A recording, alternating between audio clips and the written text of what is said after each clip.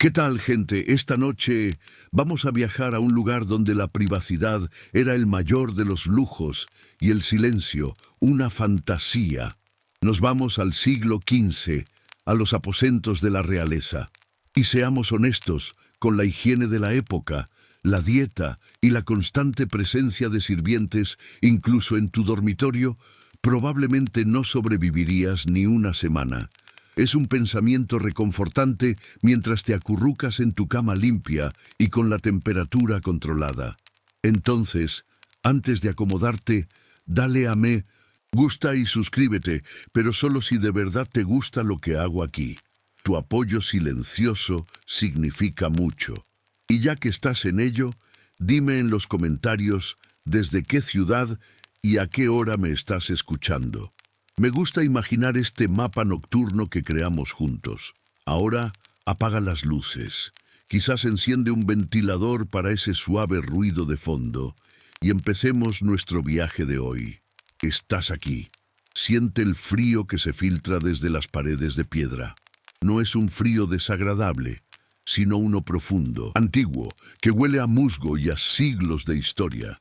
El aire está cargado con el aroma de la cera de abejas de las velas que parpadean en un candelabro de hierro forjado, proyectando sombras danzantes que hacen que los tapices de la pared parezcan moverse. En ellos escenas de caza y batallas heroicas se desarrollan en un silencio perpetuo.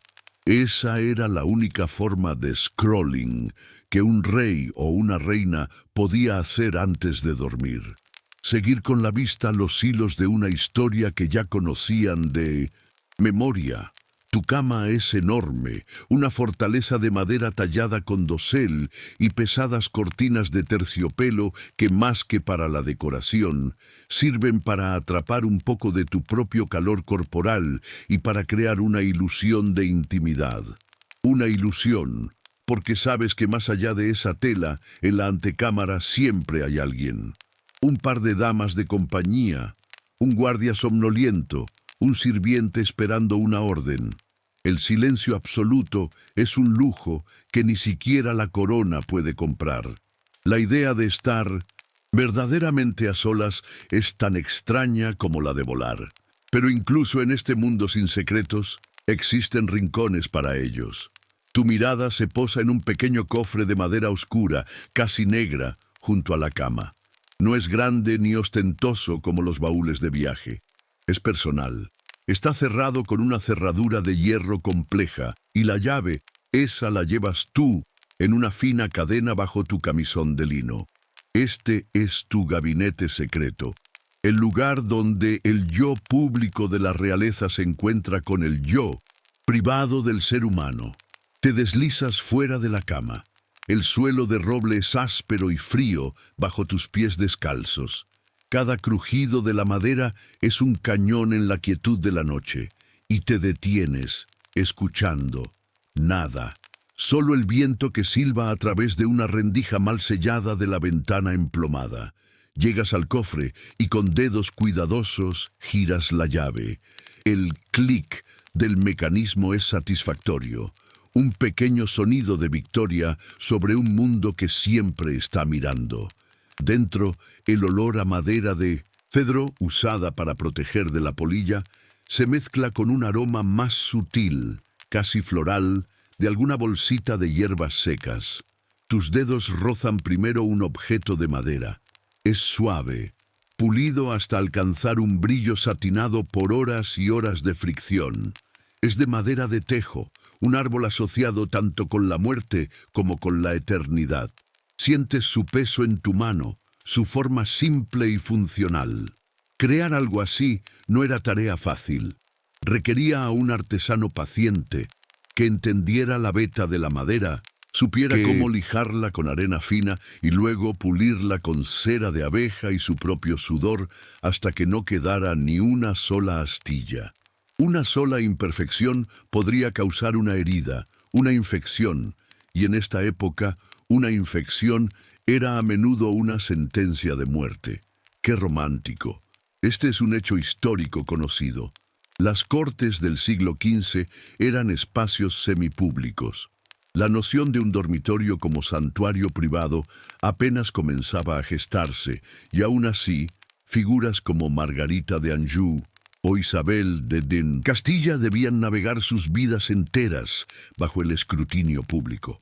Por eso, un objeto como este, guardado en un cofre cerrado, era una rebelión silenciosa. Junto a él hay otro, más claro, casi blanco a la luz de la vela. Es marfil, un lujo inmenso. Probablemente vino de un colmillo de elefante traído a través de rutas comerciales peligrosas y caras desde África, o quizás de un mamut desenterrado de las tierras heladas del norte, presentado como el hueso de un gigante mítico. Es más frío al tacto que la madera, y mucho más denso. Su superficie es como el cristal, impecable. A diferencia de la madera, el marfil no tiene vetas, lo que permite una forma más uniforme, más perfecta. Sostenerlo es sostener la riqueza misma, un trozo de un mundo lejano y exótico.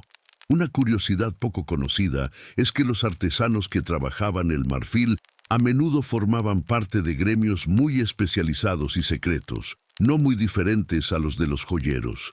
Su habilidad para tallar sin quebrar el precioso material era un arte muy codiciado y bien pagado. En el fondo del cofre, envuelto en un trozo de seda, hay una piedra. Es oscura, de un verde profundo, y pulida por un río o un mar hace milenios hasta tener una forma sugerente. Y aquí es donde entramos en un terreno fascinante. Los historiadores todavía debaten acaloradamente sobre el propósito de este tipo de objetos. Cuando los arqueólogos encuentran una piedra lisa y fálica en una excavación de un asentamiento del siglo XV, el debate comienza. ¿Era un majadero para moler hierbas medicinales en un mortero? ¿Era un amuleto de fertilidad, un objeto ritual para pedir a los dioses o a Dios por un hijo? ¿O era simplemente lo que parece ser, un objeto para el placer personal? La falta de textos que lo describan abiertamente nos deja en la ambigüedad, y es en esa ambigüedad donde la historia se vuelve más humana, porque la respuesta más probable es que podría haber sido las tres cosas a la vez, dependiendo del día y de la necesidad. Cierras el cofre con cuidado, el sonido del cerrojo volviendo a su lugar es como un punto final a tus pensamientos. Regresas a la cama, al calor relativo de las mantas de lana, y te envuelves de nuevo en las cortinas. El mundo exterior, con sus guardias y sus damas de compañía, sigue ahí. Pero en el silencio de tu fortaleza de terciopelo, con el conocimiento de los secretos guardados en el cofre de cedro, has reclamado un pequeño universo que es solo tuyo, y en un mundo que te pertenece por completo en teoría, pero en nada en la práctica, ese pequeño universo lo es todo. El frío de tu dormitorio se desvanece y es reemplazado por un calor seco y un olor complejo, casi abrumador. Estás en el estudio del médico de la corte. Es una habitación abarrotada, a medio camino entre una botica y la biblioteca de un mago. El aire es espeso con el aroma de hierbas secas que cuelgan del techo en manojos crujientes. Lavanda, ruda, manzanilla, se mezcla con el olor metálico de los alambiques de 1900, cobre y el polvo de los libros encuadernados en cuero que se apilan en cada superficie. El médico es un hombre mayor, con dedos manchados de tinta y de alguna poción misteriosa, y unos ojos que parecen mirar más allá de tu piel, directamente a tus órganos. Sus métodos de diagnóstico son, digamos, ligeramente más avanzados que tirar los dados, pero la diferencia es a veces puramente académica. Has venido aquí quejándote de una pesadez en el pecho, de una melancolía que ni el vino especiado ni los chistes del bufón de la corte pueden disipar. Te sientes lenta, como si tus miembros estuvieran llenos de barro frío. El médico asiente lentamente, escuchándote con una gravedad que es a la vez reconfortante e inquietante. Murmura para sí mismo, usando palabras que apenas entiendes. Un exceso de bilis negra, sin duda, o quizás una sobreabundancia de la flema fría y húmeda. Te sientas en un taburete de madera mientras él consulta un enorme libro con diagramas del cuerpo humano que parecen más mapas de ríos y estrellas que anatomía. Esto, te explica con una paciencia condescendiente, es la base de toda la medicina. Tu cuerpo no es más que un recipiente para 4 fluidos o humores: la sangre, que es caliente y húmeda; la bilis amarilla, caliente y seca; la bilis negra, fría y seca; y la flema, fría y húmeda. Tu salud, tu personalidad, todo tu ser, depende del equilibrio perfecto entre estos 4 líquidos. Tu melancolía, por lo tanto, no es un sentimiento, es una condición física, un desequilibrio.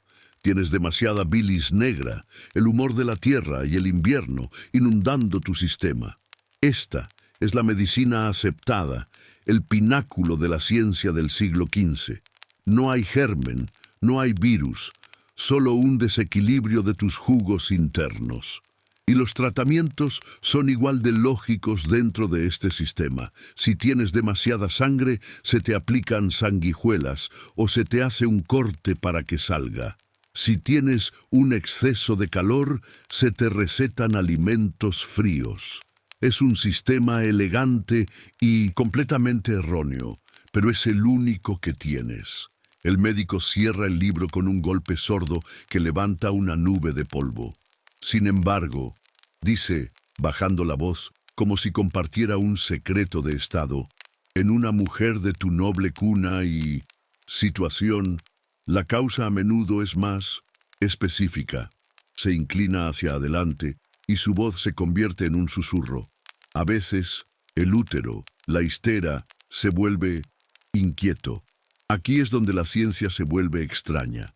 Te explica la teoría de que tu útero, descontento por la falta de actividad, puede desprenderse de sus amarras y empezar a vagar por tu cuerpo, causando todo tipo de estragos. Uno se imagina al pobre órgano haciendo una maletita y decidiendo visitar el vaso por una temporada. Según el médico, este útero errante puede presionar tu corazón, causando la melancolía, o subir a tu garganta, creando una sensación de ahogo. La cura, por lo tanto, es doble. Primero, hay que atraer al útero de vuelta a su lugar correcto con olores agradables, aplicados en la parte inferior del cuerpo, y olores fétidos cerca de la cara para ahuyentarlo desde arriba. Pero eso solo lo calma temporalmente. Para una solución más duradera, hay que liberar la acumulación de humores nocivos que lo hacen sentirse tan errático. Hay que inducir lo que él llama un paroxismo benéfico, una convulsión sanadora que expulsará los vapores malignos y restaurará tu equilibrio. Y es aquí donde su mirada se vuelve aún más significativa. Se levanta y camina hacia un armario cerrado. De él saca un objeto envuelto en un paño de lino. Lo coloca sobre la mesa con un cuidado reverencial. A veces, dice, cuando un remedio natural no está disponible, debemos ayudar a la naturaleza con el arte. Desenvuelve el objeto. Es uno de los artefactos de tu cofre secreto, o uno muy parecido, tallado en madera de peral y pulido hasta brillar. Esto, aplicado con un aceite de lirio, explica, con el tono de un profesor de botánica, puede ayudar a estimular la liberación necesaria. Es un tratamiento, mi señora, puramente medicinal. Sostienes el objeto. Es frío y suave, un pedazo de naturaleza domesticada por la mano del hombre. Y mientras lo haces, entras de lleno en un debate que los historiadores modernos adoran. ¿Creían realmente estos médicos que estaban prescribiendo un tratamiento puramente clínico?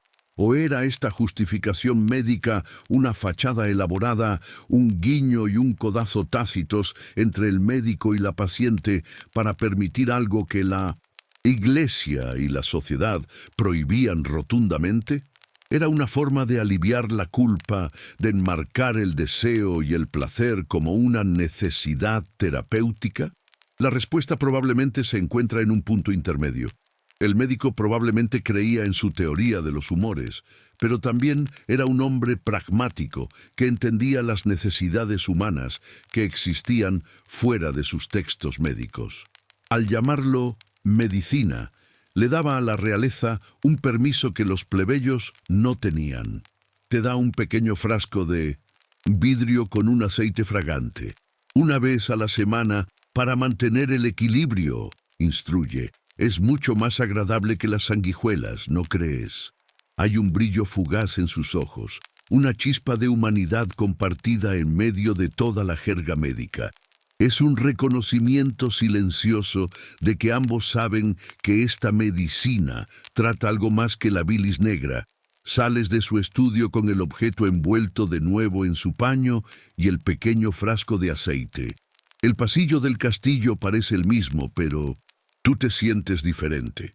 Tu melancolía no ha desaparecido, pero ahora tiene un nombre, una causa y, lo más importante, una prescripción. Una prescripción que se siente a la vez como un deber clínico y una transgresión secreta. Caminas de vuelta a tus aposentos. El peso del secreto en tus manos es a la vez una carga y una promesa de alivio.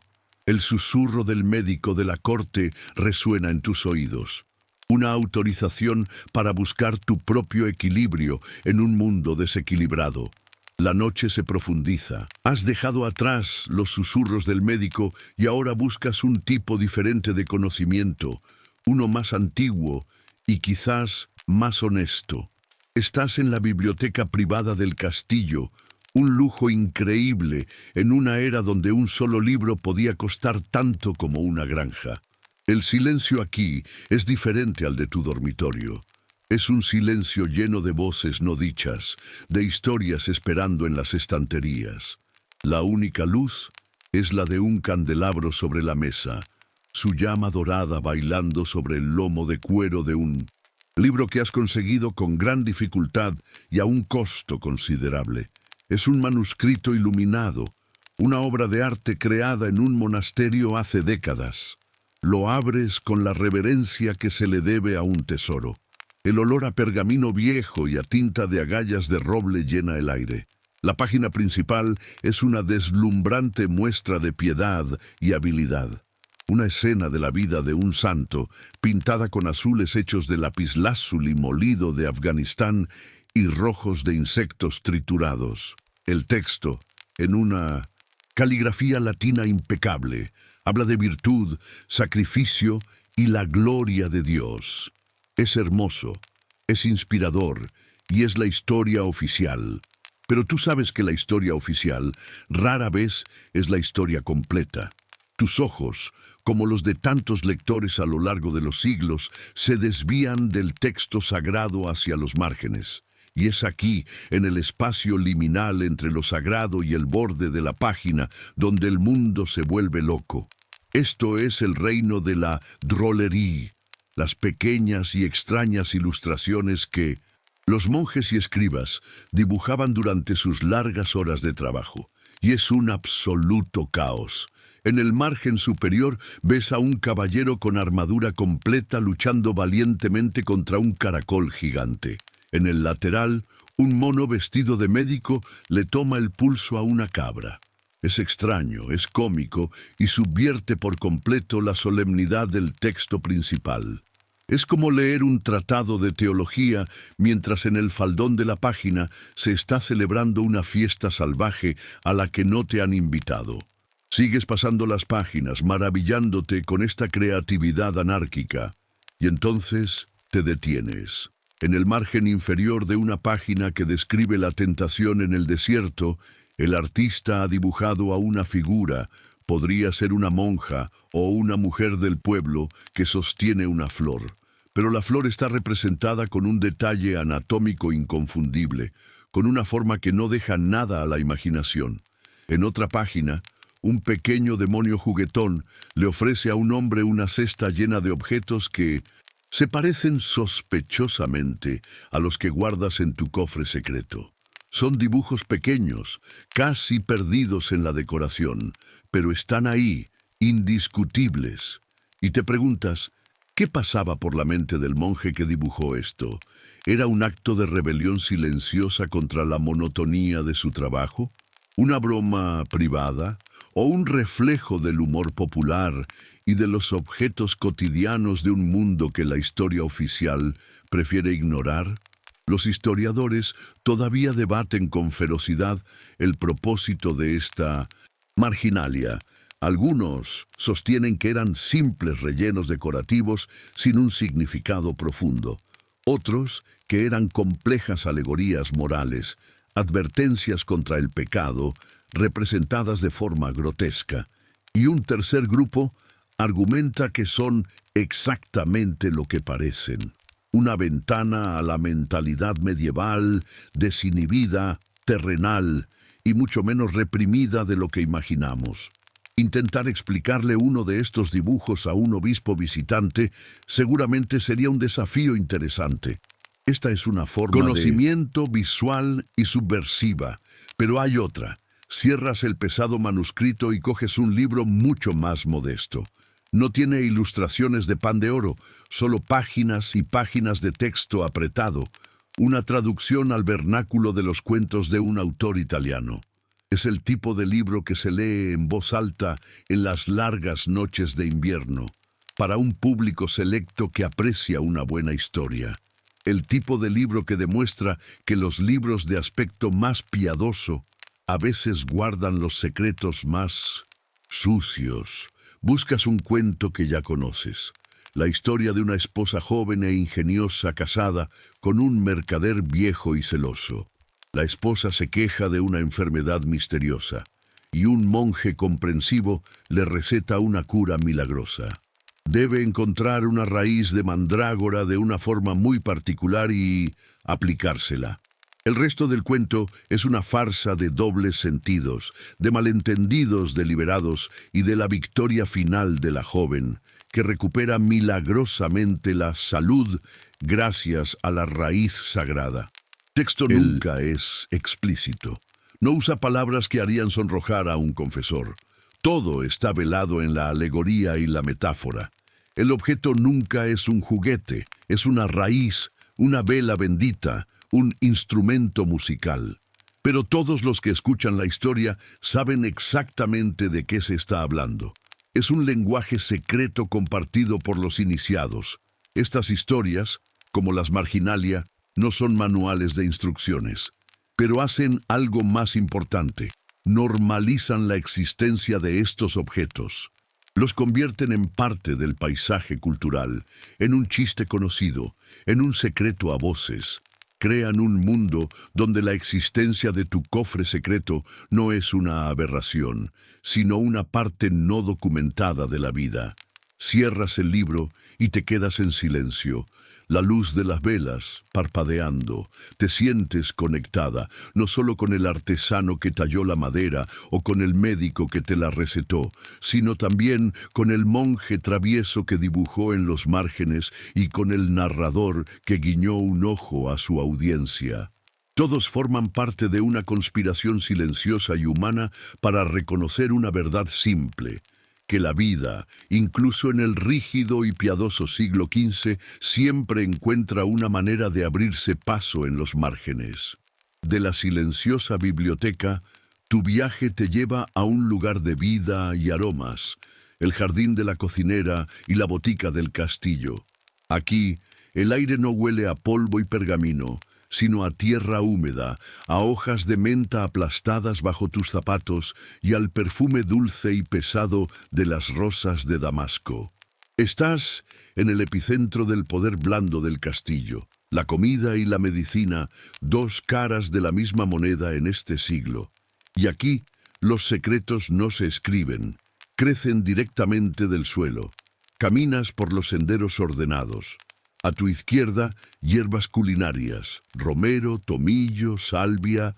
A tu derecha, hierbas medicinales, valeriana para el sueño, consuelda para las heridas. Pero tú buscas algo intermedio, las plantas que viven en la frontera entre la nutrición y la magia. Tu guía es un principio que todo el mundo da por sentado: la doctrina de las signaturas, La creencia de que Dios, en su infinita sabiduría, marcó cada planta con una señal, una signatura, para indicar su propósito. Así, ves la pulmonaria, con sus hojas manchadas que parecen un pulmón enfermo, y sabes que se usa para la tos. Ves la hepática, con sus lóbulos como un hígado, y luego ves el satiricón, la orquídea, cuyas raíces parecen pequeños testículos, y sabes que es un potente tónico para la virilidad. Te agachas, arrancas una chiribía, su larga y pálida raíz fálica inconfundible. La doctrina es simple, visual y directa. Es el lenguaje secreto de la naturaleza. Das gracias de que las nueces, que se parecen a un cerebro, sean el remedio para la cabeza. Da pena pensar en lo que tendría que comer alguien que necesitara ayuda con ese órgano en particular. Pero el jardín es solo el comienzo. El verdadero poder reside en los ingredientes que vienen de lejos. Los que llegan en barcos desde Venecia o Génova, envueltos en misterio y costando una fortuna. Te diriges a la despensa del especiero, un lugar oscuro y embriagador. Aquí, el aire es denso con el aroma de la canela de Ceilán, el clavo de las Molucas y, sobre todo, la pimienta de la India.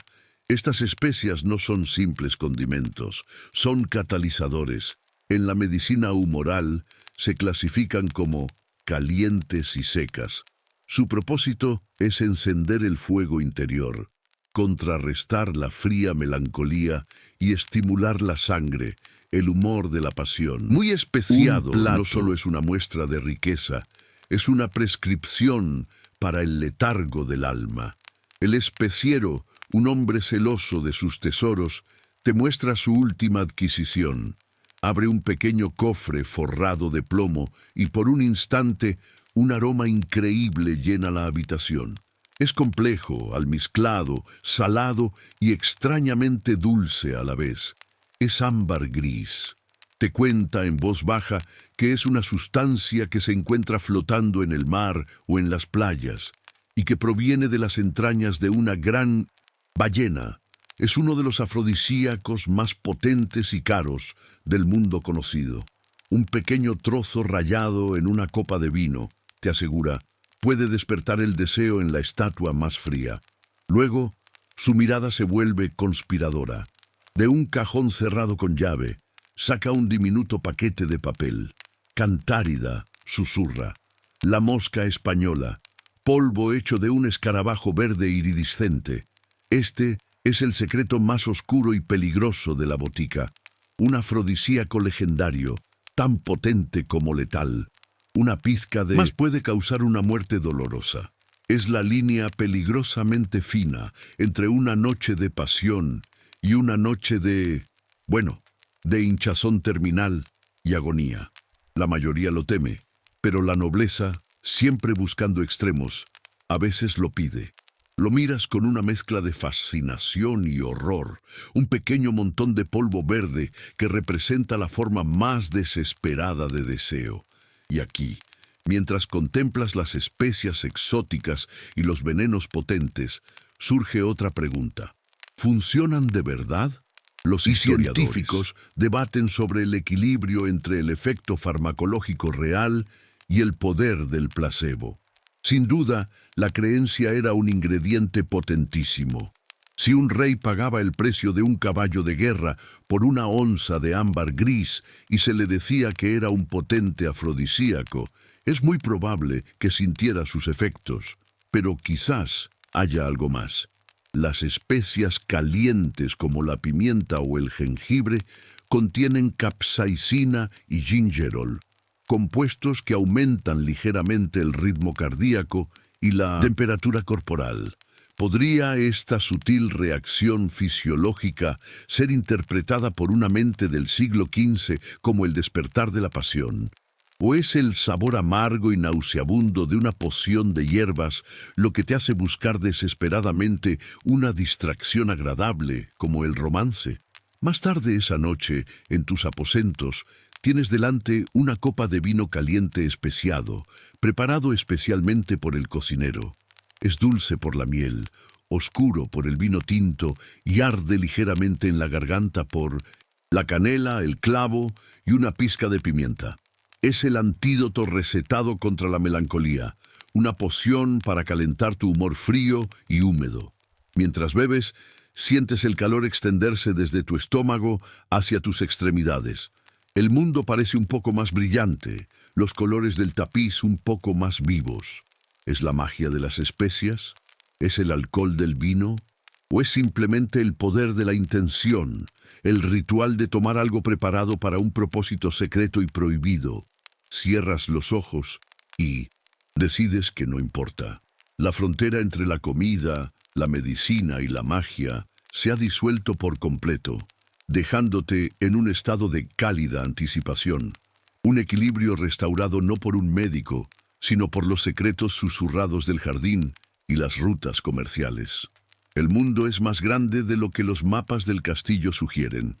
La mayoría de la gente de este reino nunca se aventurará más allá del valle en el que nació. Pero tú no eres la mayoría de la gente. El mundo viene a ti. Hoy lo hace en la forma de un mercader veneciano, un hombre con la piel curtida por el sol del Mediterráneo y ojos que han visto más maravillas y mentiras que cualquier cronista. Ha llegado con una caravana de mulas y guardias armados y ahora está en la sala de audiencias privada desempacando tesoros que hacen que el oro local parezca aburrido.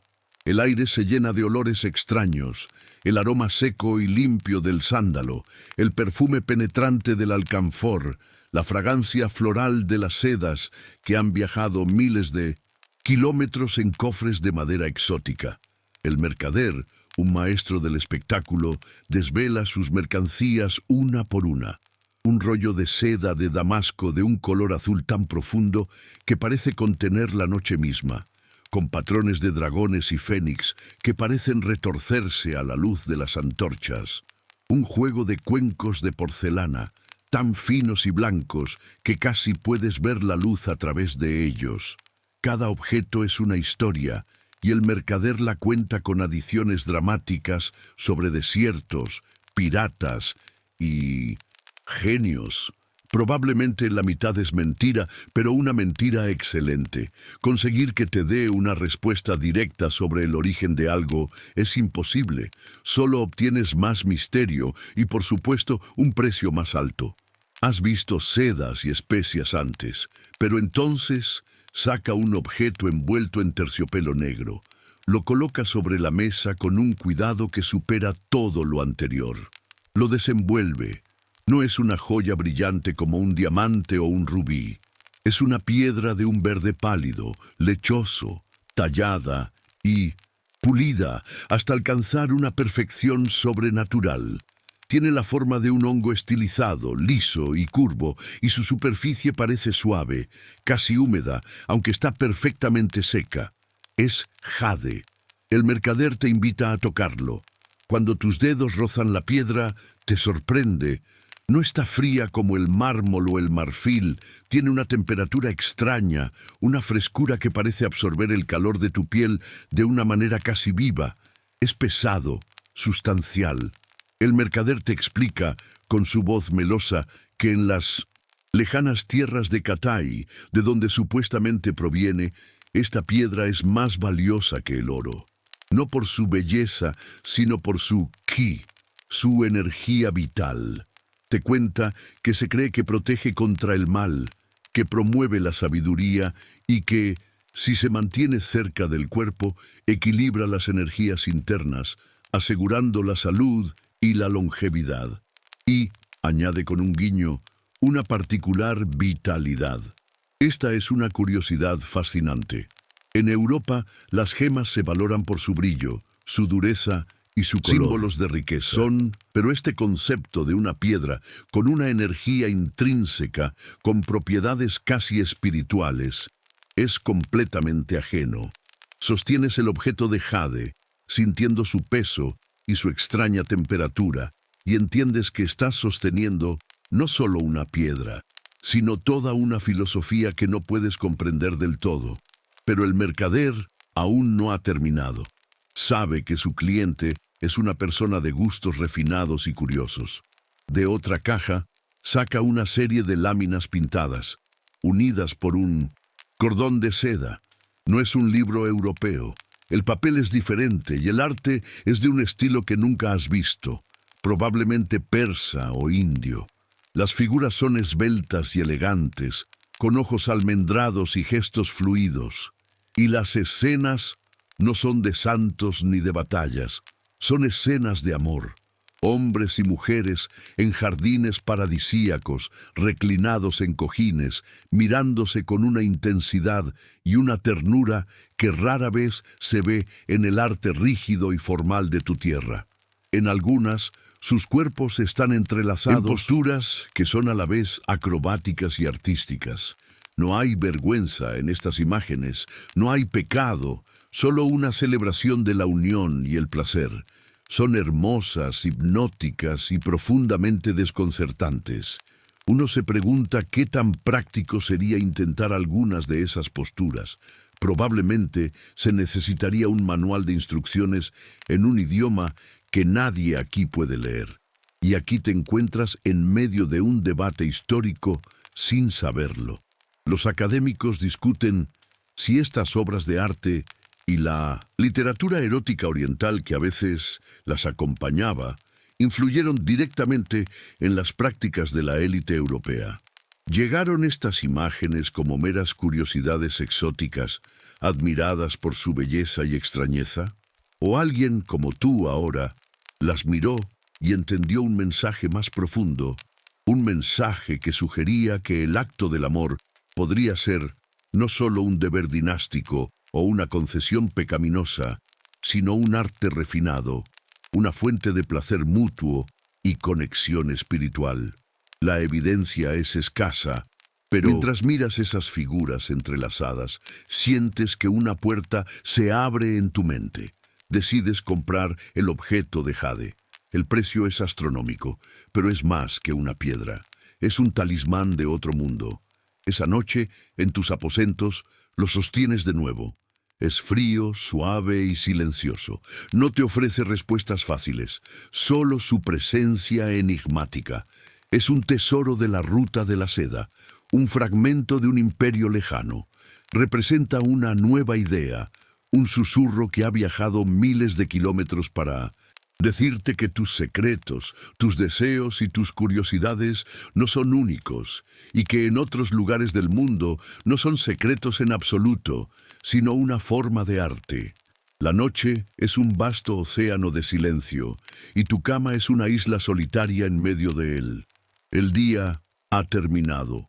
Un día de audiencias, de negociaciones de dotes, de sonrisas forzadas a embajadores y de supervisar las lecciones de costura de tus damas de compañía.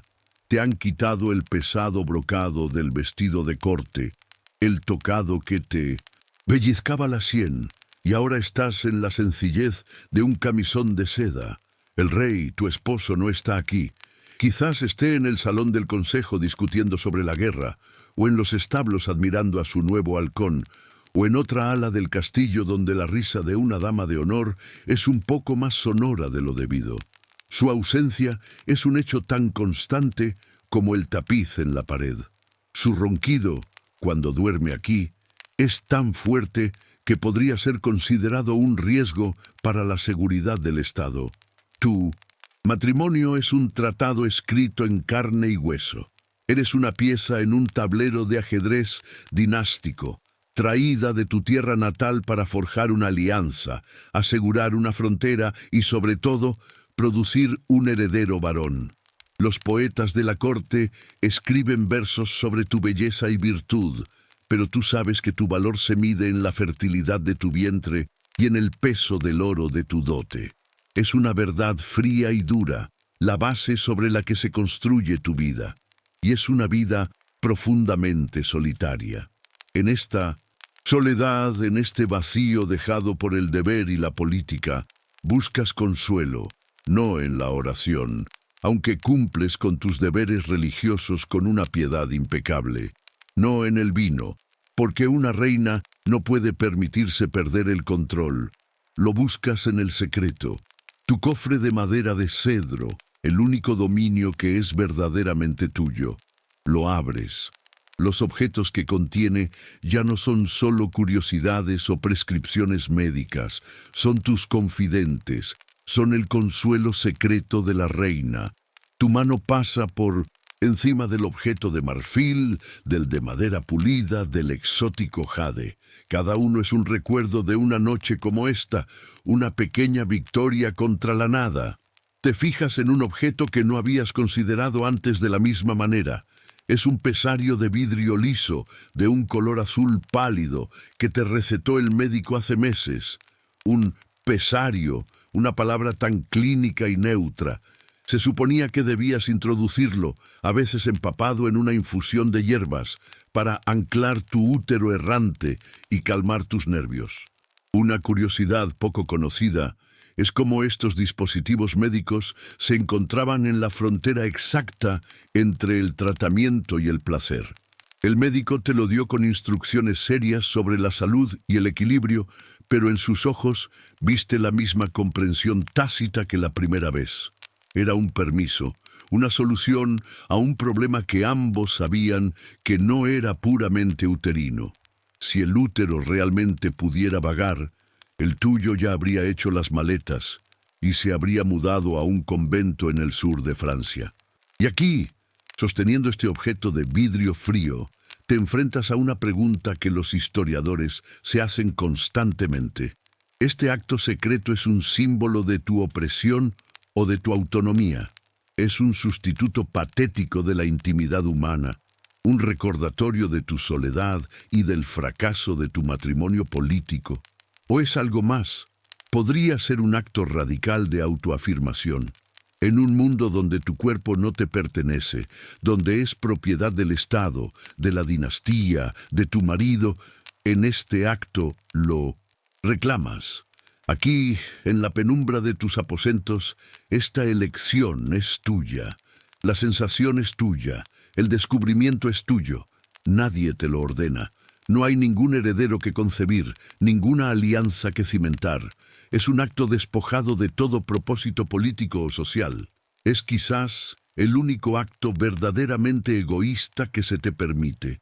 Y en ese egoísmo encuentras una extraña forma de poder. Es también un acto de conocimiento. Ninguna matrona, ningún médico, ninguna dama de compañía te ha hablado nunca de tu propio placer. Es un territorio inexplorado, un jardín secreto dentro de tu propio cuerpo. Con estos instrumentos silenciosos como guía, te has convertido en tu propia exploradora. Has aprendido los ritmos de tu propio deseo, las respuestas de tu propia piel. Es un conocimiento íntimo y poderoso, uno que te pertenece tan completamente que nadie puede arrebatártelo.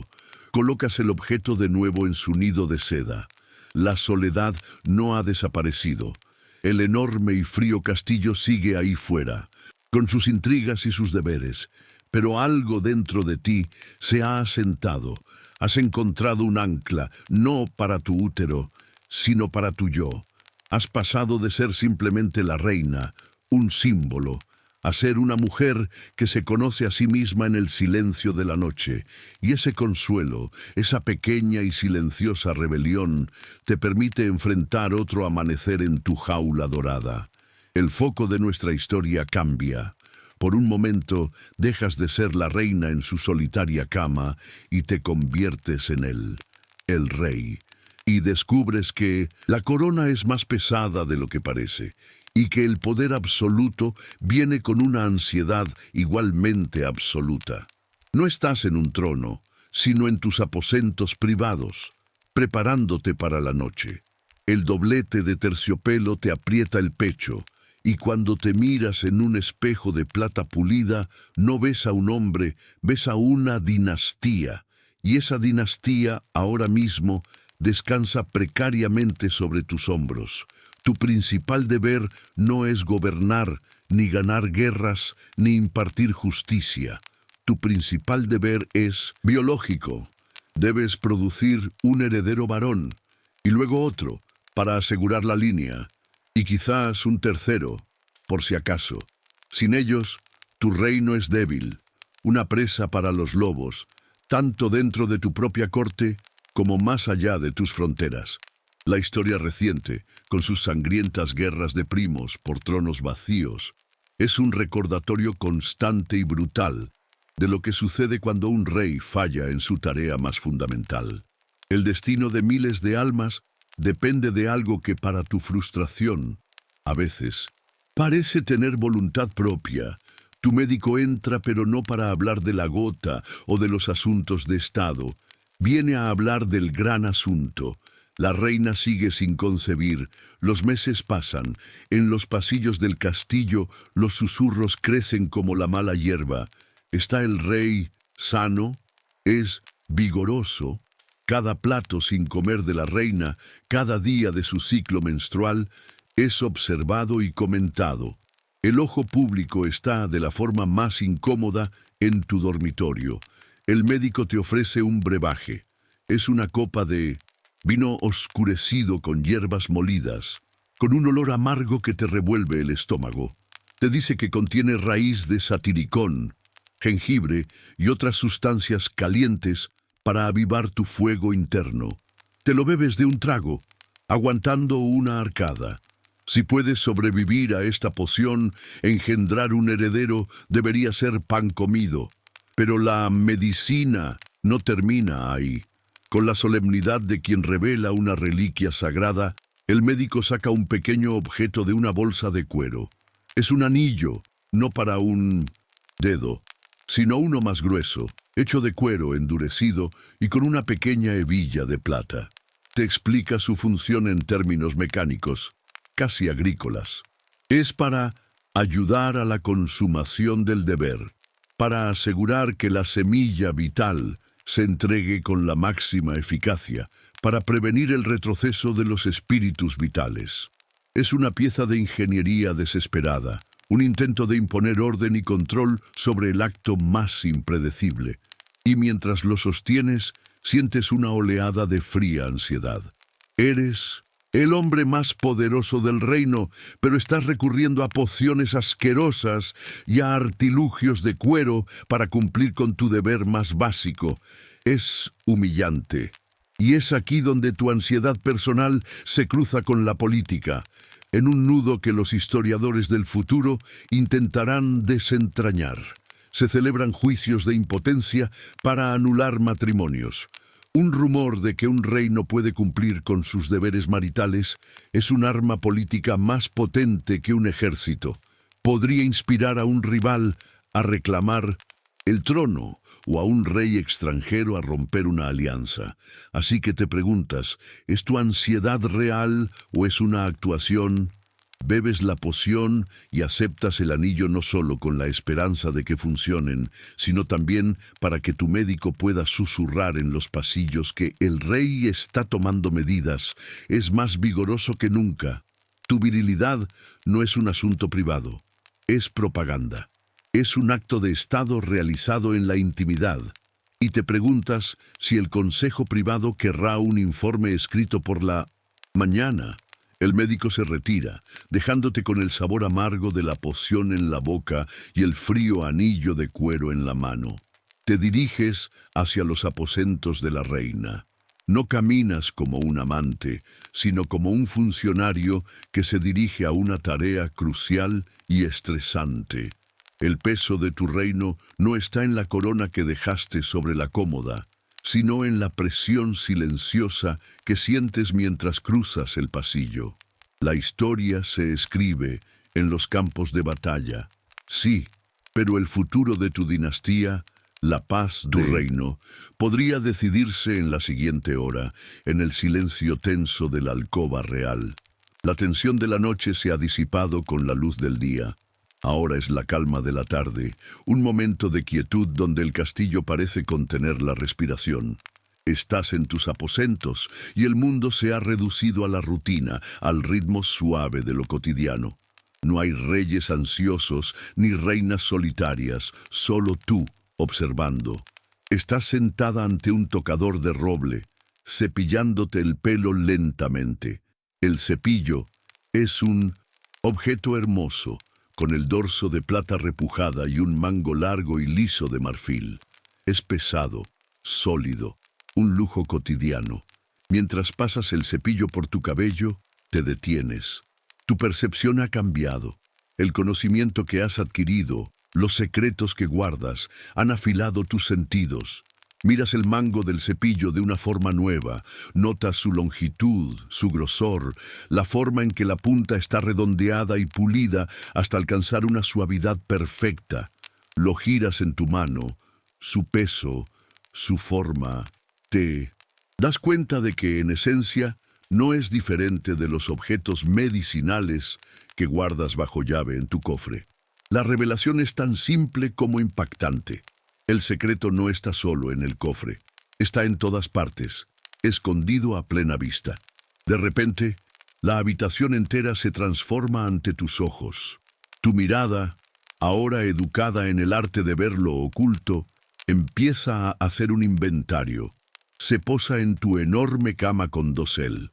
La cama no es solo un mueble, es una declaración arquitectónica, una fortaleza de madera tallada. Y en la cima de cada uno de los 4 postes macizos hay un remate ornamental, un finial.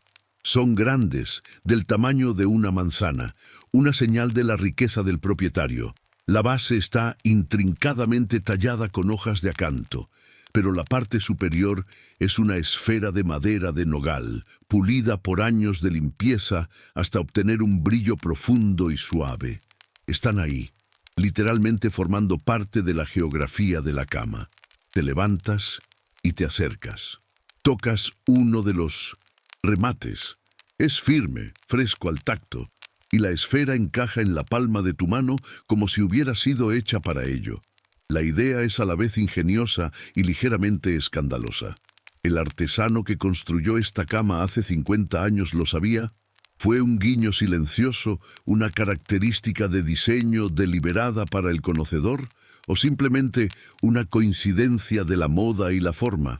Es imposible saberlo, pero el objeto está ahí, innegable en su potencial. El artesano debía de tener un gran sentido del humor o un conocimiento muy agudo de la naturaleza humana. Este pensamiento te lleva a un debate que desconcertará a los futuros conservadores de museos. ¿Te imaginas a un erudito, dentro de 500 años, examinando tu cepillo para el pelo? Notarían la plata, el monograma, el marfil, pero notarían que el mango está pulido de una manera que sugiere algo más que simplemente ser sostenido. ¿Cómo interpretarían ese desgaste específico? ¿Como el resultado del afecto por un objeto preciado? ¿O como la prueba de un uso repetido y más íntimo?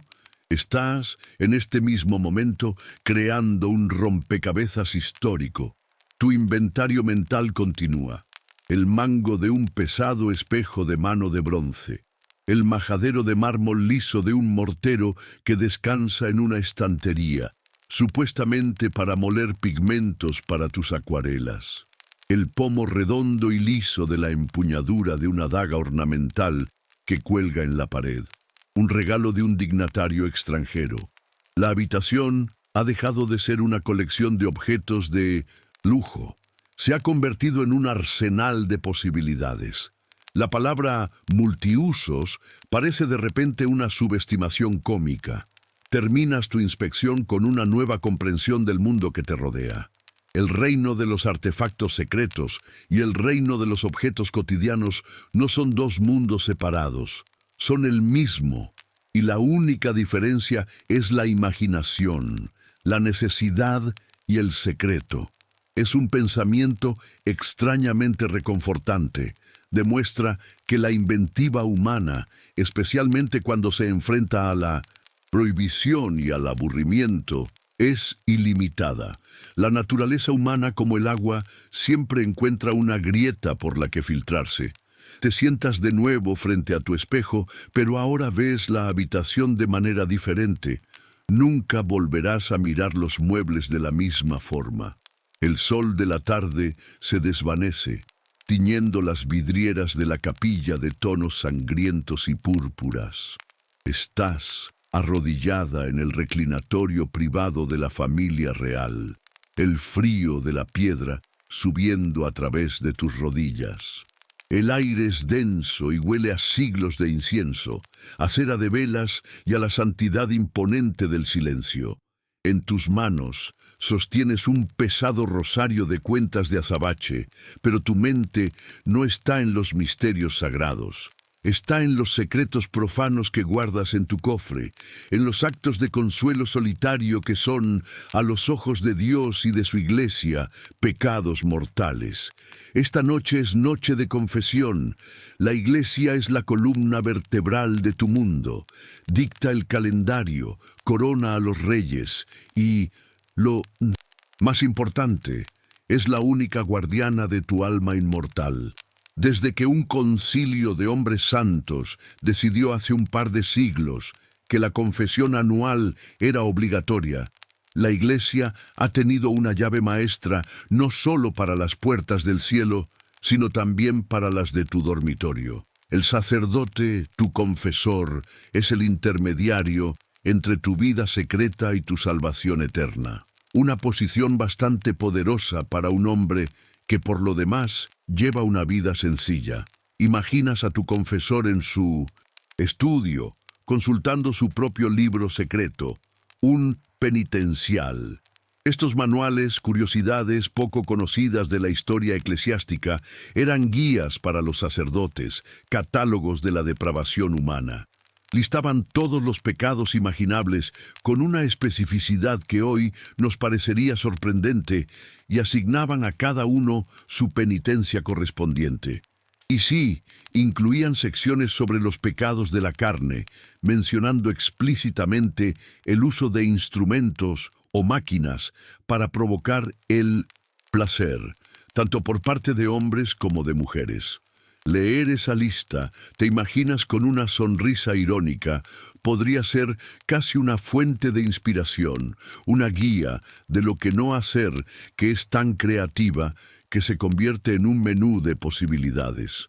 El hecho de que tuvieran que escribirlo y prohibirlo es la prueba más sólida de que no eres la primera ni la única. Esta es la dualidad que te desgarra. El acto que te proporciona consuelo, que te da un sentido de pertenencia en tu propio cuerpo, es el mismo acto que podría condenarte al fuego eterno. Vives en el filo de una navaja, entre la paz interior y la guerra espiritual. Te levantas y te diriges al confesionario, una caja de madera oscura y claustrofóbica en un rincón de la capilla. Entras, cierras la cortina y te arrodillas en la oscuridad. Una rejilla de madera te separa de la silueta del sacerdote. Su voz llega como un susurro desprovisto de cuerpo. Benedicite. Comienzas tu confesión. Es una actuación cuidadosamente calibrada. No puedes decirle la verdad. No la verdad literal. Imagina la reacción del buen padre si le dijeras: «Bendígame, padre, porque he pecado. He estado usando el remate de mi cama con fines recreativos». No. En lugar de eso, usas el lenguaje de la propia iglesia. Confiesas pensamientos impuros. Admites una debilidad de la carne. Murmuras sobre la vanidad y el excesivo apego a las cosas mundanas. Es una confesión de humo y espejos, lo suficientemente vaga para protegerte, pero lo suficientemente sincera en su sentimiento de culpa como para, esperas, ser efectiva. Y aquí, en la oscuridad, te conviertes en el centro de un debate académico. ¿Este intenso enfoque en el pecado realmente suprimía el comportamiento o lo hacía más emocionante? Al confesar tus pecados velados, sientes una oleada de algo complejo. Hay miedo, sí, pero también hay un extraño placer en la transgresión. El hecho de que esté prohibido, de que sea un secreto que debes guardar incluso de tu guardián espiritual, le da al acto un peso y una importancia que de otro modo no tendría. El pecado es el condimento que le da sabor al secreto. El sacerdote te da tu penitencia, rezar 15 Avemarías y 10 Padre Nuestros, meditar sobre la fragilidad de la carne, ayunar un día, Es una receta estándar. Murmuras tu acto de contrición y Él te da la absolución. Ego te absolvo a peccatis tuis. Las palabras latinas te lavan, o al menos se supone que lo hacen. Sales del confesionario y regresas a tu reclinatorio para cumplir tu penitencia. Te sientes más ligera, tu conciencia limpia.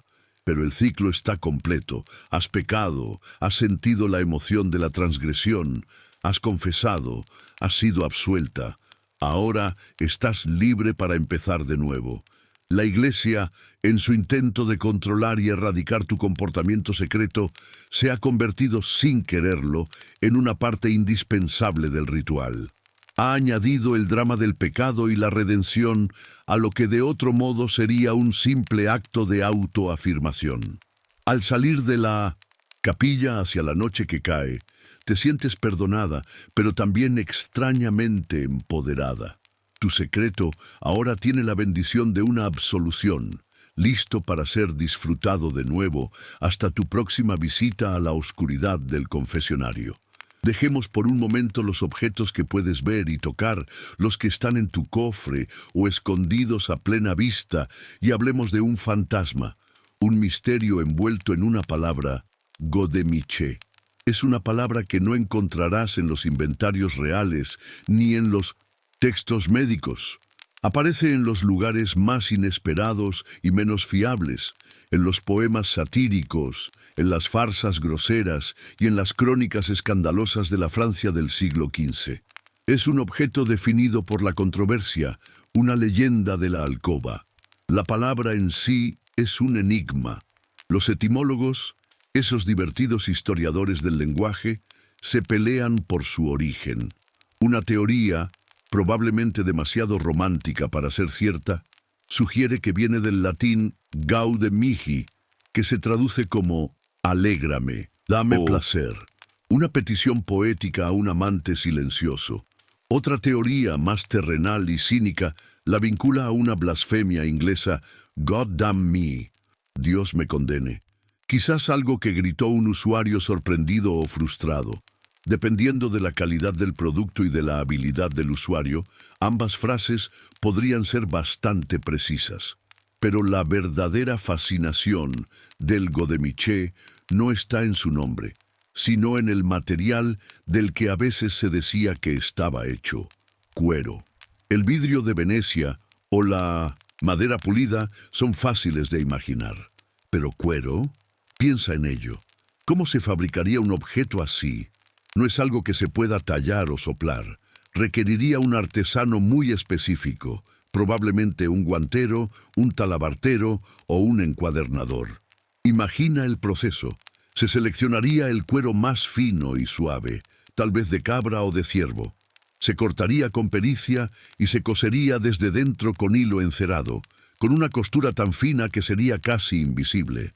Luego se le daría la vuelta y se rellenaría firmemente con crin de caballo o lana cardada para darle forma y sustancia. Finalmente, el exterior se trataría repetidamente con cera de abejas o sebo para hacerlo rígido, suave e impermeable. Sería un objeto de lujo, hecho a medida, y sin duda parecería un producto que no viene con garantía y cuya limpieza sería toda una aventura. Y esto nos lleva directamente al corazón del debate académico, uno en el que los historiadores se lanzan tomos polvorientos unos a otros. ¿Existieron realmente estos godemichés de cuero? El equipo A dice, por supuesto que sí. Argumentan que las descripciones en los textos satíricos son demasiado específicas para ser pura invención. Mencionan diferentes tipos, tamaños y la frustración cuando se rompen o fallan. Para ellos, estos poemas son el equivalente del siglo XV a una mala reseña de un producto en Internet. Sostienen que, aunque no haya sobrevivido ninguno, el cuero es biodegradable y un objeto tan comprometedor probablemente sería quemado a la muerte de su dueño. La evidencia textual es demasiado fuerte para ignorarla. El equipo B, los escépticos, se ríen. Dicen, ¿dónde están las pruebas? Señalan que la palabra siempre aparece en un contexto de sátira o comedia. nunca en una carta seria, un diario o un registro de la corte. Argumentan que el Godemiché era probablemente una invención literaria, un símbolo de la decadencia, un sustituto cómico de un amante ausente o incompetente, o simplemente una palabra grosera destinada a escandalizar y hacer reír. Para ellos, tomar estos poemas como prueba literal es como intentar reconstruir la política del siglo XXI basándose únicamente en los chistes de los comediantes. Como narrador de esta historia, no tomaré partido, simplemente te presento el misterio. El Godemiché de cuero sigue siendo un fantasma. No tenemos ninguno en una vitrina de museo. No tenemos un recibo de compra de un Godemiché de cuero para la señora la condesa. Todo lo que tenemos son unos pocos versos groseros en francés antiguo y la imaginación de los historiadores. Y quizás esa es la verdadera esencia del objeto. Su poder reside en su incertidumbre. Representa el secreto definitivo, uno tan bien guardado que ni siquiera podemos estar seguros de que existió. Es un testimonio de cómo la historia tiene sus propios gabinetes secretos, cajas cerradas con llave a las que hemos perdido la llave. El Godemiché vive en ese espacio perfecto entre el hecho y el rumor, la historia y el chiste. Un susurro en el tiempo que nos recuerda que las vidas privadas del pasado siempre serán, en parte, un misterio. Esta noche, el peso del reino no es una metáfora, es una realidad asfixiante. Eres una princesa, quizás de apenas 16 años, y hoy ha sido el día de tu boda. Te has casado con un rey o un príncipe al que viste por primera vez la semana pasada. Tu matrimonio no fue sellado con un beso, sino con la firma de un tratado.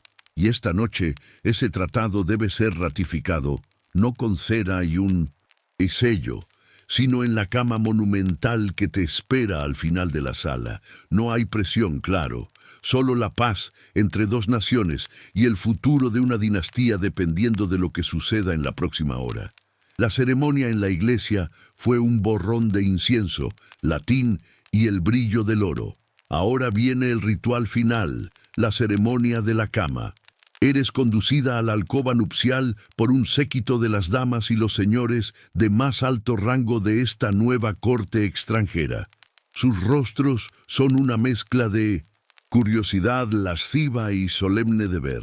Te despojan de tu vestido de novia, una creación de brocado tan pesada que apenas podías mantenerte en pie, y te visten con un camisón de noche ceremonial, rígido por los bordados de hilo de plata. Al otro lado de la habitación, tu nuevo esposo sufre un ritual similar. Finalmente, un obispo bendice la cama. Solemne y públicamente te acuestan en ella, luego a tu marido a tu lado. Las pesadas cortinas de terciopelo se cierran, ocultándote de la vista. Pero no, estás sola. Sabes que, justo al otro lado de esa tela, la comitiva no se ha ido. Están esperando. Y aquí los historiadores debaten. ¿Se quedaban realmente en la habitación o simplemente esperaban en la antecámara? Para ti, la diferencia es académica. Sientes su presencia colectiva, su expectativa, como un centenar de ojos invisibles perforando la tela. Te preguntas si estarán haciendo apuestas sobre cuánto tiempo tardará. Justo antes de que se cerraran las cortinas, tu dama de compañía más, leal, la única que trajiste de tu hogar, te pasó una copa de plata. «Bebé», susurró, «te dará fuerzas». Es el posset nupcial, una bebida tradicional, un brebaje tibio de vino dulce, leche, yemas de huevo y una cantidad abrumadora de especias calientes. Nuez moscada, jengibre, clavo, una curiosidad de la época a medio camino entre un postre y una medicina. Sabe a pesadilla especiada, pero si ayuda a evitar un incidente internacional, te lo beberás hasta la última gota. Ahora, el silencio. Un silencio denso y cargado. Estás a solas con este extraño, tu esposo. Ambos sois adolescentes o apenas habéis salido de la adolescencia y estáis aterrorizados. Pero el fracaso no es una opción.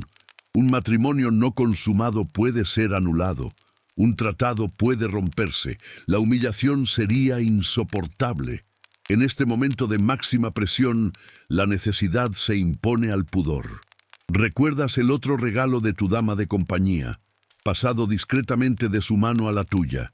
Un pequeño objeto de alabastro, pulido, liso y frío, con la forma de un huevo de paloma. O quizás un diminuto frasco de un aceite espeso y perfumado. No te lo dio con una sonrisa cómplice ni con un guiño. Te lo dio con la seriedad de un cirujano que pasa un instrumento. Para facilitar el paso, susurró, para asegurar el éxito sin dolor. Este artilugio, en este contexto, no tiene nada que ver con el placer ni con el consuelo de la soledad. Es una herramienta, un dispositivo pragmático para una transacción biológica y política. Es la solución de una mujer a un problema de mujeres. Cómo sobrevivir a una noche como esta con el mínimo trauma posible. El objetivo no es el éxtasis, sino la eficiencia. Se trata de conseguir que la tarea se complete para que por la mañana se pueda presentar una sábana manchada como prueba, el famoso paño que es la firma final del contrato. Y así yaces en la oscuridad, el sabor del posset agrio en tu boca. A tu lado, un joven igualmente asustado. Fuera, una corte expectante. Tu mano, y apretado hasta que tus nudillos se vuelven blancos. Un pequeño y frío trozo de piedra, un secreto pragmático en medio de la pompa y la circunstancia. La historia registrará la consumación de tu matrimonio como el exitoso comienzo de una nueva era de paz. Nunca registrará los pequeños y desesperados secretos que la hicieron posible. ¿Te has preguntado de dónde vienen? Esos objetos de tu cofre secreto, el pesario de vidrio del médico, el huevo de alabastro de la noche de bodas. No crecen en los árboles ni aparecen por arte de magia. En un mundo donde cada oficio está rígidamente controlado por un gremio, alguien, una persona real de carne y hueso, tuvo que hacerlos. Sigamos el rastro del artesano oculto de la corte. Imagina que necesitas encargar uno. No puedes entrar en el taller del carpintero del pueblo, entre el olor a pino y serrín, y pedirle que te talle un objeto de forma fálica. Las reglas del gremio son estrictas, y la reputación lo es todo. Un encargo así podría arruinar a un hombre. Necesitas un intermediario, un eslabón de confianza en una cadena de secretos. El primer paso es tu médico de la corte, o tu boticario, un hombre de ciencia respetado y, lo que es más importante, discreto. Le explicas tu necesidad médica en los términos más clínicos posibles. Él asiente con la cabeza sin juzgar y se encarga del resto. Su participación proporciona una capa de legitimidad y plausible deniabilidad para todos. Ahora sigue al médico. No va al taller más concurrido de la plaza del mercado. Se adentra en un laberinto de callejones hasta llegar a un pequeño taller, quizás el de un tornero de madera conocido por su habilidad con las piezas delicadas, o el de un tallador de marfil que normalmente hace piezas de ajedrez y relicarios. El artesano es un maestro en su oficio. Sus manos son callosas, pero sus movimientos son precisos. El médico no dice, la reina necesita un consolador. Eso sería impensable. En su lugar, presenta el encargo como un desafío técnico y médico. Maestro artesano, podría decir, necesito un instrumento terapéutico para un paciente de alto rango. Debe ser de madera de peral, de esta longitud y grosor exactos, y debe estar pulido con cera de abejas hasta que su superficie sea más suave que la piel de un bebé, para una aplicación muscular delicada. El artesano, un hombre práctico que sabe que los nobles y sus médicos tienen excentricidades incomprensibles, simplemente asiente. La petición es extraña, pero el pagador es poderoso, no hace preguntas, simplemente calcula el coste del material, el tiempo, y añade una generosa prima por la discreción. Un cliente que paga bien por un taburete de forma extraña es un buen cliente. Y aquí reside un debate histórico. ¿Era este artesano un especialista secreto o simplemente un artesano normal que hacía un trabajo extraño? La idea de un gremio de fabricantes de consoladores es una fantasía, pero es muy plausible que un artesano en particular, conocido por su habilidad y sobre todo por su silencio, se convirtiera en el proveedor de referencia para estos encargos inusuales. Su reputación se extendería no a través de la publicidad, sino a través de una red de susurros entre los médicos, boticarios y damas de compañía de la élite.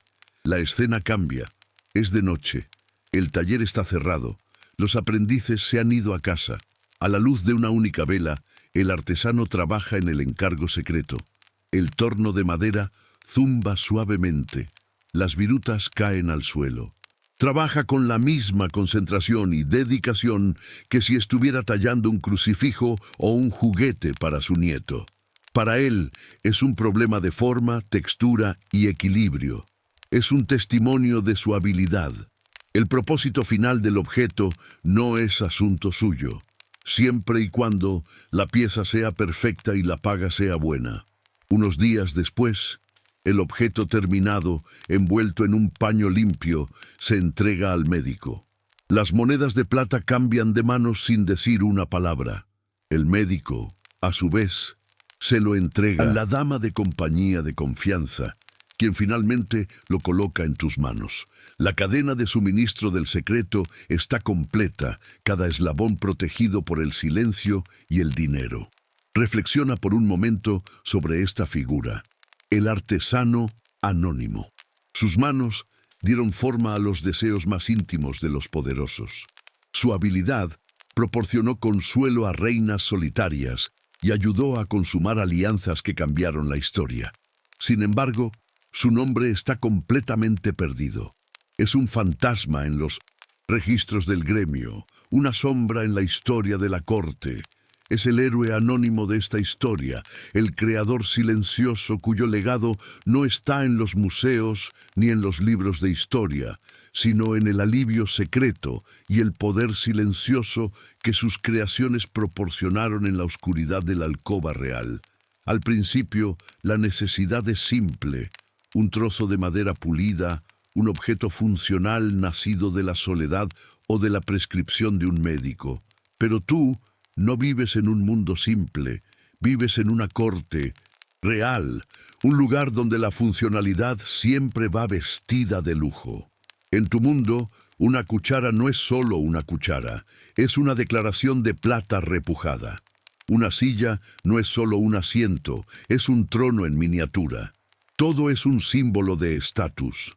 ¿Por qué tus secretos más íntimos deberían ser diferentes?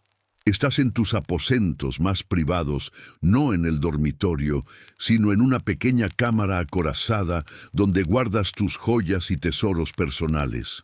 La luz de las velas se refleja en el oro, la plata gemas y llenando la pequeña habitación con un resplandor cálido. Abres un cofre de cuero con herrajes de plata. Dentro, sobre un lecho de terciopelo de color carmesí, no descansa un simple artefacto. Descansa una obra de arte. Es un objeto exquisito. El cuerpo principal está tallado en cristal de roca, una variedad de cuarzo tan pura y transparente que parece un trozo de hielo fosilizado. Es frío al tacto y pesado, con una claridad que parece absorber y magnificar la luz. La base y la punta están rematadas con filigranas de oro macizo, un encaje de metal precioso que se enrosca en patrones de vides y flores. En la misma punta, engastado en el oro, hay un único zafiro, tallado en cabujón, de un azul profundo como el cielo nocturno. Es tan increíblemente bello que usarlo para su propósito previsto parece casi un sacrilegio. Es menos un objeto para el placer y más bien como ser asaltado por el tesoro real. Esto es el resultado inevitable de la vida en una corte obsesionada con el consumo ostentoso, como las de Borgoña o las ciudades-estado italianas. En un lugar donde tu valor se mide por el esplendor que proyectas, incluso tus secretos deben ser espectaculares. Si vas a tener un vicio privado, qué menos que sea uno fabulosamente enjollado. Tu mirada se posa en otro objeto que llevas a veces en público, un pomandero de plata. Esa pequeña esfera calada que cuelga de una cadena en tu cintura contiene una bola de ámbar gris y especias para alejar las enfermedades y los malos olores. Pero su construcción es un milagro de la ingeniería en miniatura. Se abre como una naranja, revelando compartimentos para diferentes perfumes. Su forma, su mecanismo, la habilidad requerida para hacerlo, todo habla de los artesanos disponibles.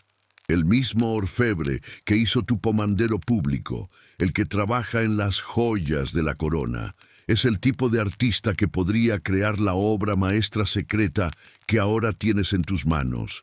Y aquí, sosteniendo el artefacto de cristal de roca, te sumerges en un debate de conservadores de museo. ¿Qué es esto exactamente? Si un arqueólogo lo encontrara dentro de 500 años en las ruinas de este castillo, ¿lo identificaría por lo que es? ¿O su opulencia lo engañaría? Podrían catalogarlo como un cetro ceremonial en miniatura, un símbolo de la fertilidad de la reina. O quizás el mango de un objeto litúrgico perdido. Su belleza es su mejor disfraz. Podría esconderse a plena vista en la tesorería real, y solo tú conocerías su verdadera naturaleza. La comisión de una pieza así habría sido el secreto dentro del secreto. No se lo encargarías al tornero de madera del callejón. Se lo encargarías al maestro del gremio de orfebres a través de un intermediario aún más discreto. El encargo se habría disfrazado. Necesito un mango para un batidor ceremonial o un componente para un reloj astronómico fantástico. El artesano, pagado con una suma que podría comprar una casa, habría hecho su trabajo sin hacer preguntas, concentrándose únicamente en la belleza del objeto. ¿Reflexionas sobre la psicología de poseer algo así? Usar un objeto de tal valor cambia la naturaleza del acto. Ya no se trata solo de la sensación física, se trata de la cima del lujo, se trata de la autoafirmación definitiva. Es una declaración de que tienes el poder de ordenar a los mejores artistas del mundo que dediquen su genio a tus placeres más privados. Aunque es ciertamente duradero, probablemente sea gélido en una noche de invierno. Cierras el encofre. El clic del cerrojo de plata es suave y satisfactorio. El artefacto ha evolucionado. De una simple herramienta de madera a un objeto de marfil exótico, a esta una joya. Es la fusión definitiva de arte, poder, riqueza y secreto. Se ha transformado de una necesidad a un tesoro, una de las joyas más preciadas de la corona oculta de tu vida privada. Hay un cambio en el aire, tan sutil como el giro de la marea. Es el final del siglo XV y el mundo, aunque no lo sepa todavía, está a punto de... Estás en la biblioteca, pero algo es diferente. Junto a los manuscritos medievales, con su pergamino grueso y su caligrafía gótica, hay libros nuevos. Libros impresos, con páginas de papel de trapo y letras claras y elegantes. La imprenta, esa nueva y revolucionaria tecnología, está cambiando el mundo, una página a la vez. Tu mano se posa sobre uno de estos nuevos libros. Es una traducción de un poeta romano, Ovidio, su Ars Amatoria, el arte de amar. Al empezar a leer, sientes una sacudida de novedad.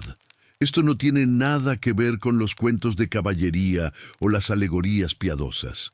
El tono de Ovidio es ingenioso, urbano, sofisticado y descaradamente práctico. No habla del amor como una enfermedad divina o una búsqueda espiritual. Habla de él como un arte, una técnica que se puede aprender, practicar y perfeccionar. Para un erudito medieval, descubrir a Ovidio debe haber sido como darse cuenta de que los romanos se divertían mucho más. Esto es el humanismo en acción, una nueva, o más bien redescubierta, forma de pensar que pone el foco en la experiencia humana, aquí, en la Tierra. En lugar de mirar siempre hacia el cielo y la vida después de la muerte, los pensadores y artistas empiezan a mirar a su alrededor y a sí mismos. Y les gusta lo que ven. Las figuras en los cuadros empiezan a parecer personas reales en lugar de iconos rígidos. Los filósofos empiezan a debatir sobre la mejor manera de vivir, no solo sobre la mejor manera de morir. Pones a Ovidio junto a los libros que has leído antes. Las fábulas medievales, con sus raíces y sus velas benditas, parecen ahora humor crudo y campesino. Los textos médicos, con sus úteros errantes y sus humores desequilibrados, parecen manuales de fontanería. Ovidio y los otros clásicos que se están redescubriendo ofrecen una perspectiva completamente nueva. El amor y el deseo como parte integral de una vida humana plena y civilizada. La Iglesia, por supuesto, no está nada contenta con la repentina popularidad de estos manuales de amor paganos, y esto te sitúa en medio de un debate. Estás en la cima de la sociedad, en un círculo de élite que tiene acceso a estas nuevas y peligrosas ideas. Sientes cómo tu visión del mundo se expande, pero miras por la ventana de la biblioteca, ves a los soldados en el patio, a los sirvientes que van y vienen, a los campesinos que trabajan en los campos de más allá. ¿Les está llegando a ellos este cambio, o estás en una pequeña burbuja intelectual, mientras el resto del mundo sigue viviendo, temiendo y pecando de la misma manera que lo ha hecho durante los últimos 500 años? Mientras los humanistas escribían sobre la belleza de la forma humana, la mayoría de la gente seguía intentando evitar la peste. En este nuevo clima, incluso la literatura erótica empieza a cambiar. Te llega un poema manuscrito que circula en secreto por la corte. Ya no es una sátira grosera, es un soneto, escrito en un lenguaje elegante, que describe un acto de amor. Pero lo describe con una nueva sensibilidad, una apreciación por la belleza del cuerpo, por el placer mutuo, por la emoción humana. Es un precursor de lo que vendrá en el próximo siglo, con la obra escandalosa y revolucionaria de poetas como Aretino. En este nuevo tipo de escritura, si se alude a los artilugios, el tono es diferente. Ya no son herramientas médicas para curar la histeria, ni sustitutos pecaminosos de un marido. Se presentan como parte del ars amatoria, del arte de amar. Son instrumentos para explorar y aumentar el placer mutuo, para refinar la experiencia. Es una idea revolucionaria, el placer por el placer como una búsqueda artística. Cierras el libro, tu mente bulle. El viejo mundo de la medicina humoral, el pecado mortal y el secreto vergonzoso no ha desaparecido, pero ahora, por primera vez, se enfrenta a un desafío, una nueva filosofía que celebra el cuerpo, la belleza y la vida. El objeto que guardas en tu cofre ya no es solo un remedio o un pecado. Ahora, podrías verlo como un instrumento en la búsqueda humanista de una vida bien vivida. La semilla del Renacimiento se ha plantado, no solo en los estudios de los artistas, sino aquí, en la biblioteca, y por extensión, en los rincones más privados de tu vida. Y así, el siglo llega a su fin. Como el último grano de arena en un reloj, los años de tu juventud, de tus descubrimientos secretos, se han escurrido. Ahora eres la reina viuda o la duquesa anciana. Tu cabello es de plata, y tus manos, que una vez sostuvieron cetros y secretos por igual, ahora están cubiertas de venas y recuerdos. El castillo se siente más frío, más grande. Los pasillos resuenan con las voces de tus nietos, una nueva generación que vive en un mundo que está cambiando a una velocidad aterradora. Te encuentras, una tarde, frente a tu viejo cofre de cedro. Una capa de polvo cubre la tapa. No lo has abierto en años. Los objetos que contiene ya no son compañeros de consuelo ni instrumentos de rebelión silenciosa. Son reliquias de una era pasada, de una versión de ti misma que ya casi no reconoces. El mundo que hizo posibles esos secretos está desapareciendo. Un nuevo tipo de fervor religioso recorre Europa. Hombres como Lutero y Calvino en el norte y un catolicismo más austero y militante en el sur están cambiando las reglas. Los nuevos predicadores son jóvenes, severos, con ojos que arden con una certeza terrible. Sus sermones no hablan del amor de Dios, sino de su ira.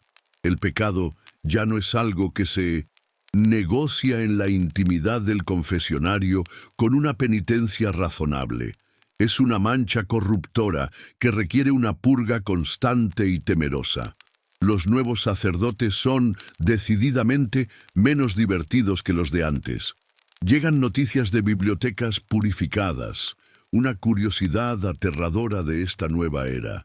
Libros quemados en plazas públicas, no solo textos teológicos considerados heréticos, sino también los libros de cuentos, las poesías de amor, las fábulas ingeniosas que una vez te hicieron sonreír. Se consideran frívolos, paganos, obras del diablo diseñadas para corromper el alma, el espacio para la ambigüedad, para el guiño cómplice, para el secreto a voces, se está encogiendo hasta desaparecer. El humor terrenal y la aceptación tácita de la naturaleza humana del siglo XV están siendo reemplazados por una ansiedad y una culpa que lo impregnan todo. Con el corazón apesadumbrado, tomas una decisión. Tu colección es demasiado peligrosa. En este nuevo mundo, si fuera descubierta, sería vista como una excentricidad de una noble. Sería una prueba de brujería, de perversión demoníaca. Una noche, con la ayuda de un único sirviente anciano y leal, llevas el cofre al jardín. Entierras los objetos de madera y piedra bajo un viejo roble. El magnífico artefacto de cristal, de roca y oro lo has hecho desmontar. El zafiro ahora adorna un relicario, y el oro y el cristal se han fundido o se han perdido, su gloriosa y secreta forma destruida para siempre, su verdadero propósito desconocido para quienes lo desmantelaron. Este acto, repetido en silencio por innumerables otros en toda Europa, es como la historia cierra la puerta de la alcoba del siglo XV.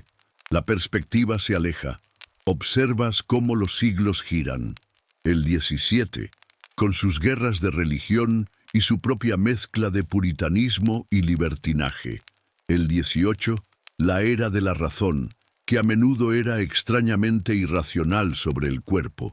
Y luego, el gran silencio del siglo XIX. La era victoriana, con su obsesión por moralidad pública, su negación de la carne, su invención de la familia como un santuario asexual. Los victorianos, piensas con una sonrisa irónica, se habrían desmayado en el acto si hubieran visto los dibujos en los márgenes de un libro de oraciones del siglo XV. Y aquí los historiadores vuelven a debatir. ¿Fue real esta represión victoriana o fue solo una fachada, una nueva y más hipócrita forma de ocultar secretos? ¿No había un próspero mundo subterráneo de placer y perversión bullendo justo debajo de la superficie de respetabilidad? Quizás. Pero la diferencia clave es esta. La cadena de conocimiento se rompió. El saber práctico que se transmitía de médico a artesano, de dama de compañía a reina, se evaporó. Se convirtió en algo vergonzoso, luego en algo olvidado. El resultado es el silencio, un silencio tan profundo que cuando los historiadores del siglo XX y XXI miran hacia atrás, hacia tu mundo, solo encuentran fragmentos, un poema satírico, un objeto ambiguo desenterrado, por un arqueólogo, un caso judicial críptico sobre la anulación de un matrimonio. Tienen que reconstruir tu vida secreta a partir de pistas y susurros, porque el conocimiento que una vez fue tuyo, la comprensión silenciosa que compartiste con tu médico, tu artesano y tu confesor, se ha perdido en el tiempo. Los secretos se guardaron tan bien que casi se borraron de la historia. Y ahora, deja que esos siglos se asienten. Deja que el polvo caiga suavemente sobre los cofres enterrados y los libros olvidados. La historia ha sido contada. El castillo, con todos sus secretos, finalmente cae en un profundo sueño. Siente cómo el silencio del pasado se funde con la quietud de tu propia habitación. Ya no hay reyes, ni reinas, ni la presión de una dinastía. Solo estás tú, aquí y ahora, a salvo en tu cama. Los susurros de la historia se desvanecen, convirtiéndose en el suave zumbido del ventilador o en el silencio pacífico de la noche fuera de tu ventana. Cada palabra que has escuchado es ahora un peso agradable que te ayuda a anclarte más y más profundamente en la comodidad de tu colchón. Siente el peso de tus párpados. Son como las pesadas cortinas de terciopelo de una cama real, cerrándose para darte privacidad, paz y descanso. No hay nada más que hacer. No hay nada más que saber. El viaje ha terminado. Toma una respiración lenta y profunda y al exhalar libera los últimos vestigios de la historia, libera las últimas tensiones del día. Permite que tu mente se quede en blanco, tan tranquila y silenciosa como una biblioteca olvidada. Permítete flotar en la oscuridad pacífica que precede al sueño. El pasado está dormido, el futuro puede esperar. Ahora solo existe este momento de calma perfecta. Descansa, duerme, duerme bien.